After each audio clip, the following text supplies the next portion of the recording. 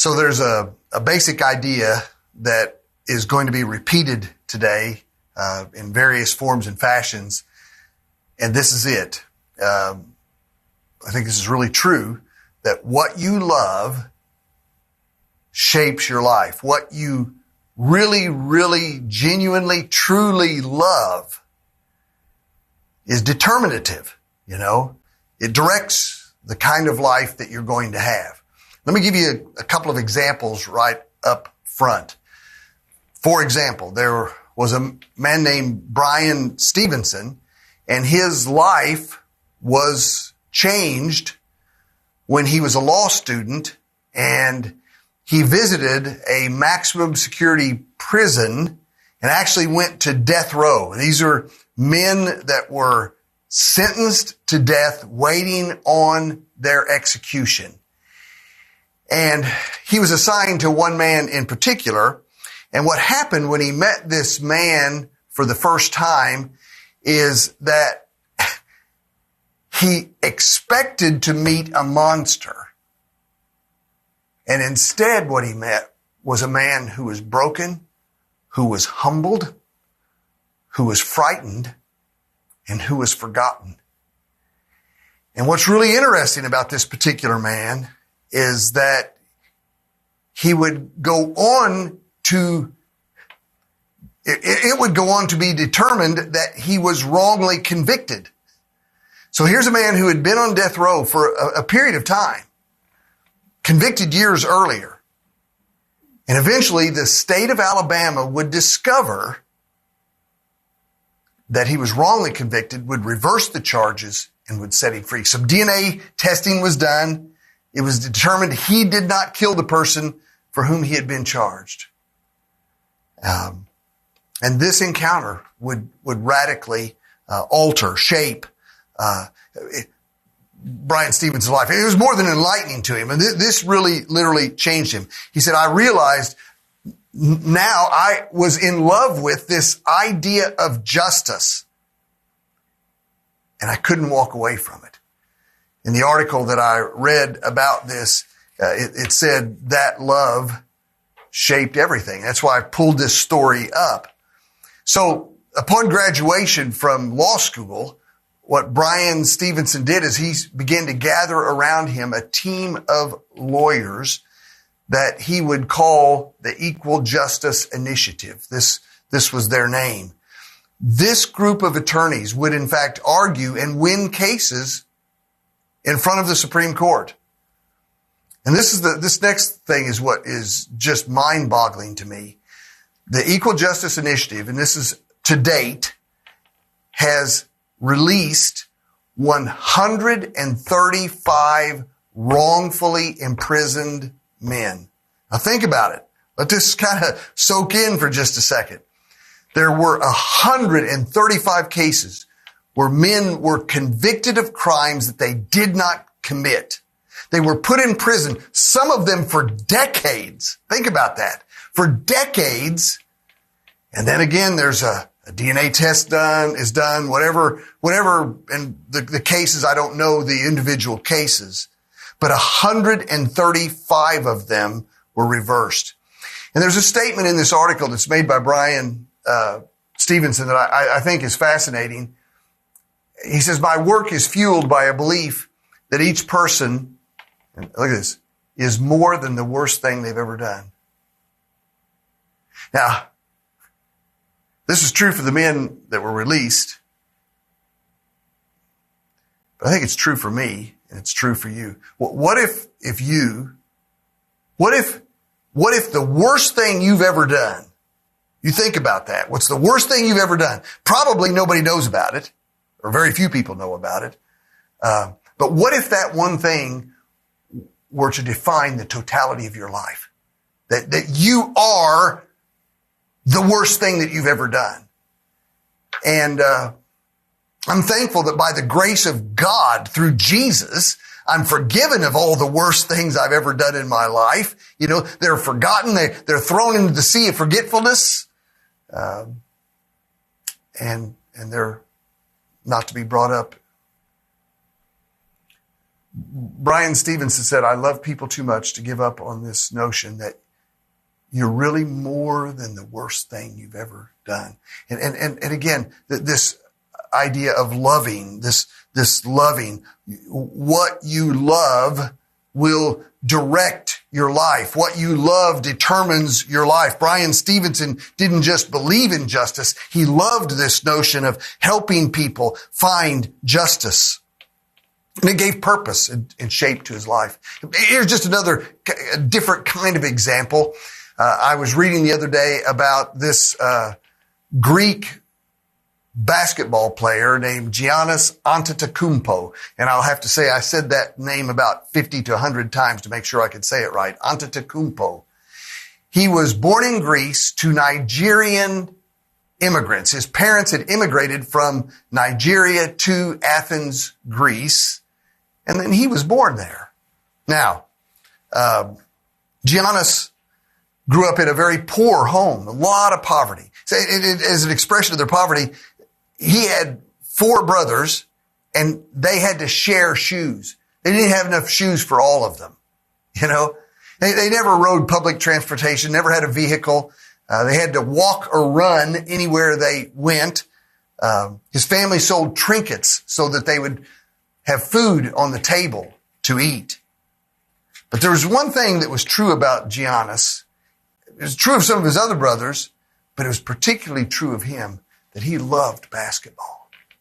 And because he loved playing basketball, it would shape his life. He trained obsessively. He studied all aspects of the game. He determined early on that he was going to work harder than anybody else on every team that he was a part of.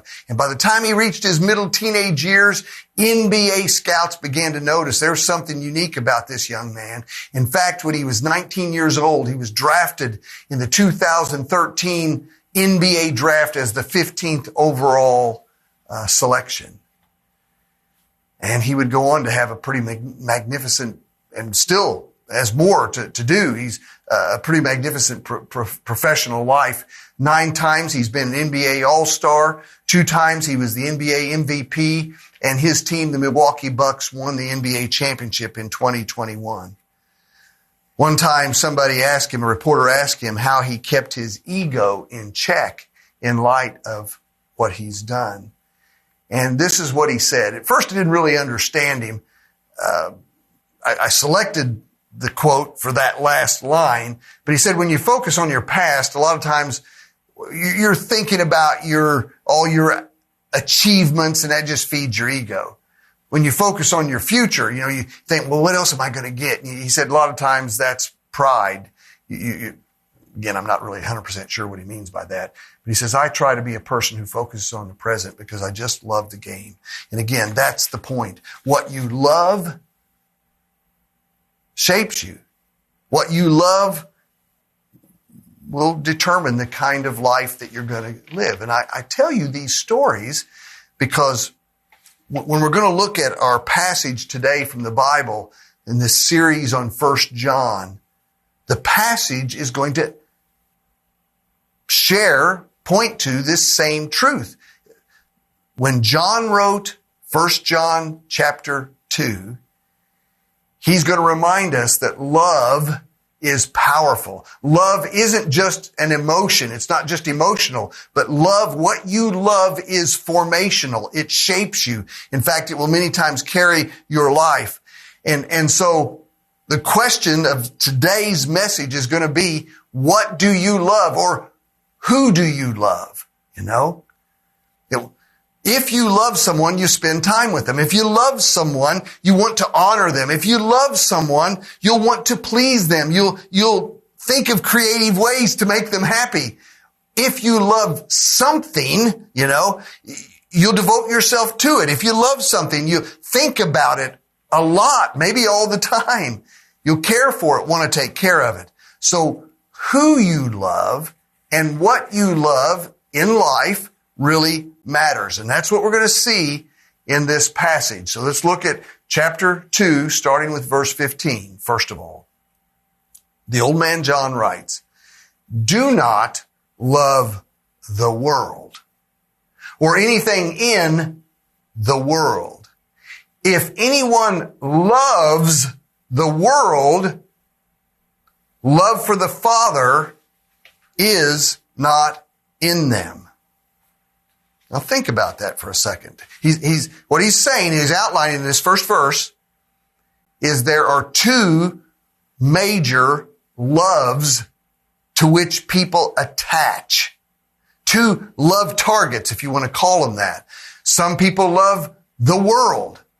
Some people love the Father or God or Jesus. What John believes and what John knows is that your love is determinative. This is his point. Your love shapes your life. What you love really matters. And so he says you've got to decide which way are you going to go on this. You're going to love God. You're going to love the world. Dallas Willard once said, every person is being formed spiritually. Whether you think about it or not. The question is not whether you're being formed, but who or what is forming you. And that's going to be the concern of John in this passage.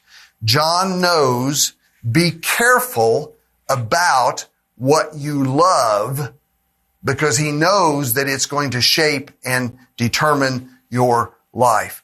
Now, I think to understand this verse, we need to understand what he means by the world.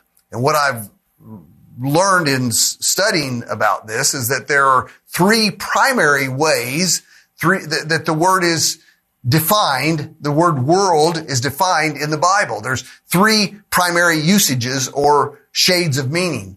And the first one that I'll just mention is that sometimes when the Bible talks about the world, it's talking about the earth or the created world upon which we live, our planet, the planet Earth.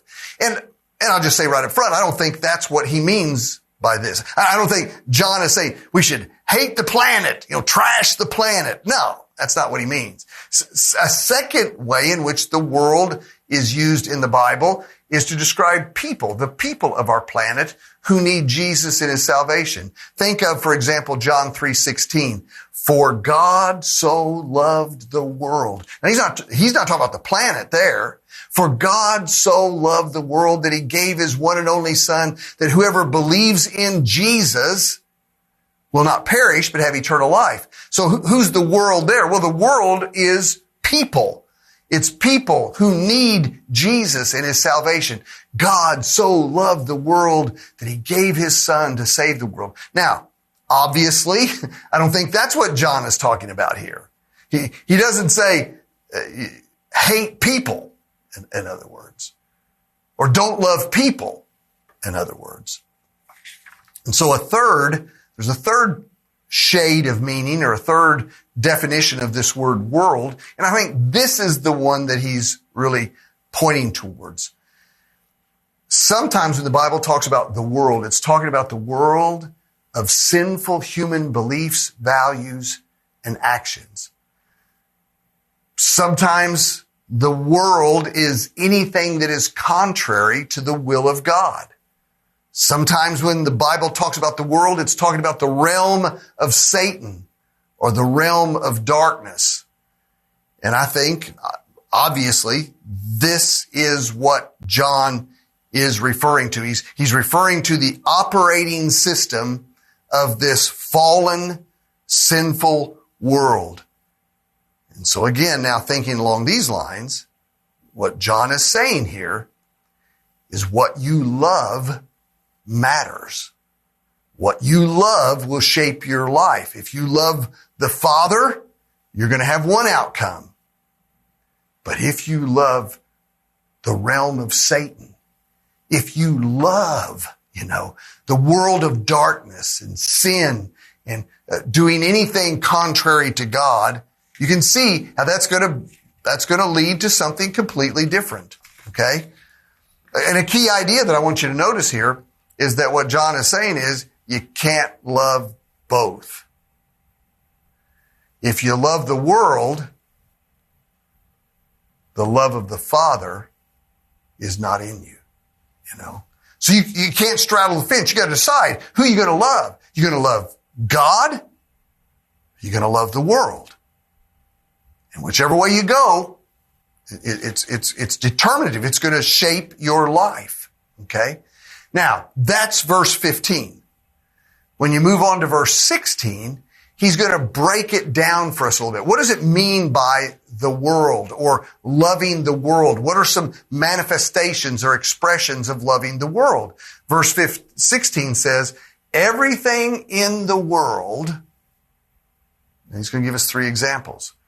The lust of the flesh, the lust of the eyes, the pride of life. This is what it looks like to love the world.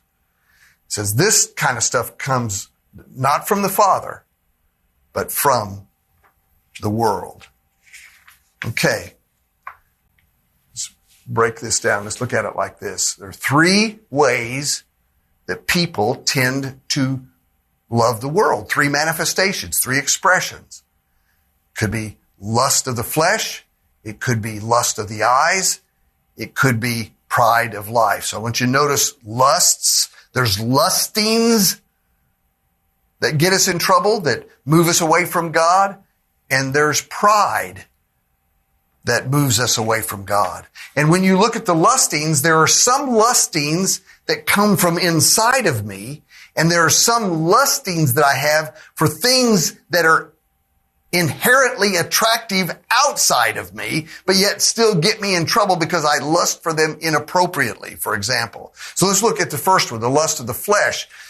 The lust of the flesh is a way of saying that there are sinful desires rooted in my sin nature, inside of me, cravings initiated by sinful desires inside of me, physical feelings that gurgle up from inside of me. And to give you maybe some specific examples, it might be gluttonies that we might have for food, cravings for drink in ways that are not appropriate, sexual lusts, again, that are not appropriate, coming up from inside of me. Sometimes it has expression in anger and rage from inside of me. I was looking at this and I found a passage in Galatians chapter 5 where the Apostle Paul talks about acts of the sinful nature, acts of the flesh, acts, maybe lustings of the flesh. And he gives us a list of 15 examples. In Galatians chapter 5, verses 19 and 20 through 21, it says, the acts of the flesh, the lusts of the flesh are obvious, he says. And then he starts this list. Sexual immoralities, impurities, and sensualities. Those are kind of 3 sexual type words and wordings. Then he says idolatry and witchcraft. In other words, sometimes there is inside of my sin nature a rebelliousness against God that leads me to actually want to go after other gods, other idols, or even witchcraft. So sometimes my lustings are rebellions against submitting to God, and I go after others. Sometimes the lustings of the flesh are hatred, discord, jealousy, fits of rage, selfish ambition, dissensions, divisions, envy. It goes back to, maybe sometimes it's a lusting for alcohol that leads to drunkenness or orgies. And then I like these last 3 words, and the like. You know what those words mean, and the like? What this means is this is not a comprehensive list. This is not the only things that you could place in that category. There could be other things, but it's cravings from inside of me, my sinful nature that leads me to lust after things inappropriately. Okay? Now, that's the lust of the flesh. The second one he lists is the lust of the eyes. And kind of what I've read about this to try to understand the differentiation between these two is that with this one, there's sometimes something in me that notices outside of me the inherent attractiveness of some temptation out there. It's an inherent attractiveness to something out there, visual cravings and wanting, seeing and fantasizing, lustful attractions. Again, they're focused outside. So I'm coveting what other people have. I see their good things and I want their good things, or maybe I see their bad things and I want their bad things. Sometimes it's related to materialistic lustings. I've got to have a new car. Not that it's wrong to have a new car, but there's nothing wrong with the car I have. But I get this. I see the inherent attractiveness out there and I begin to lust for that out there. I got to have the next new iPhone or smartphone, whatever it might be. I've got to have the next new style of clothing or whatever it might be. It's lusting for the inherent attractiveness of stuff outside of me, whatever that might be, in whatever way it might look. The third thing he's going to talk about is the pride of life. So there's lustings that come from within me or that I see outside there that lead me to sin. I guess to have a sinful lusting for things in this world. I love the things out there, or I love the world in some form with a lusting. But then he talks about a pride that sometimes hits us, a pride of life. And it's this arrogant spirit of self-sufficiency. Maybe it sometimes manifests in a selfish hunger for recognition or applause or status or advantage. Many times it's rooted in this notion that somehow I'm the center of the universe. I've shared many times with our church about pride that I think many times pride starts with what makes pride dangerous is when it leads us to believe things about ourselves that's not true. That I think I'm really smart, or I'm really better than others, or I'm stronger than others, or I'm safer or even more holy than others. You know, it's the spirit that sunk the Titanic. You know, they believed fake, false truth about themselves that got them in trouble. And when I think I'm really hot stuff, when I really think I'm really smart or whatever, what I begin to see is that I don't think I need God, or I don't need other people. I can do it by myself, you know, that everything, you know, should revolve around me, Mr. whoever I might think I am. In John chapter 2, 1 John chapter 2, verse 16, he said there are three ways that sometimes we get caught up in a love of this world that's inappropriate. And it's found in lustings, and it's found in pride. And again, the point that he's making in this great passage is that who you love, what you love, really matters. It shapes who we become as people. And so John says, watch out that you don't get caught up in a love for the world. I came across this book the other day by James Smith. You are what you love. Now that's the point. That's the reason that it's dangerous or it gets us into trouble, because what you love is going to shape you. And in this book, I found this statement that I found fascinating about discipleship. It says that discipleship is more a matter of the reformation of our loves than the information of our minds. Now think about that. We tend to think that becoming a disciple of Jesus means I need to read more of the Bible and know more what the Bible says about God and life. And I'm not saying that that's wrong. But what James Smith is saying is that discipleship that really matters is learning, what do you really love? Do you love God? Do you love Jesus and who he is and how he lives and what he's taught us? Or do you love the world? Discipleship is a matter of the reformation of our loves, not just getting information about God or Jesus. The question isn't just, what do you believe? But the question for your life is, what do you crave? Dr. Kurt Thompson is a Christian psychiatrist, and he wrote a book, The Soul of Desire. We become what we pay attention to, because our attention is an expression of our love. Again, it's this same notion. If you love the world, you will begin to look and act more like the world, like Satan, like darkness. But if you love Jesus, you'll be shaped and you'll give your attention to him and you will become more like him. That's why Jesus said, if you love me, you will keep my commandments. I think this is the foundational question of the Christian life. Who do you love? Where is your love focused?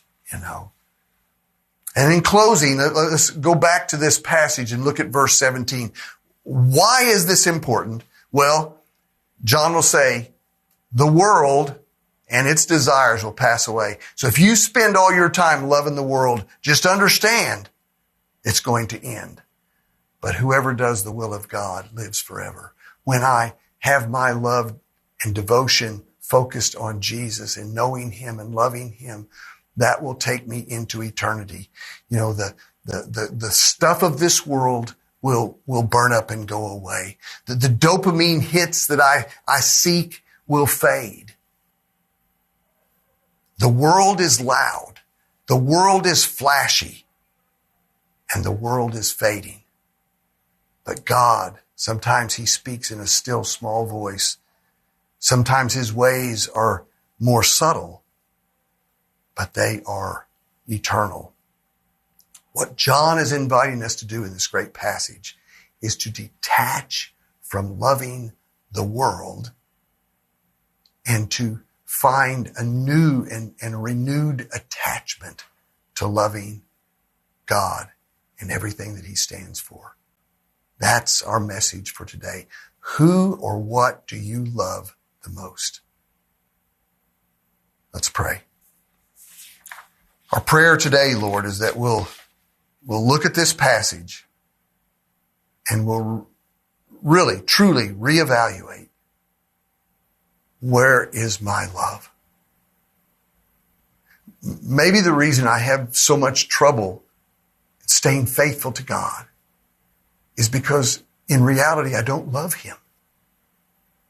And that's the first thing I need to work on. That's what needs to change in me. Because when I can come to the place where I love Jesus supremely, everything else just fades away. Help us, Lord, today. Forgive me of my sins, Lord, today. Thank you for a Savior, Jesus, who washes me clean, who gives me a new life. Lord, help me to see the beauty of Jesus and to want him supremely. That's my prayer.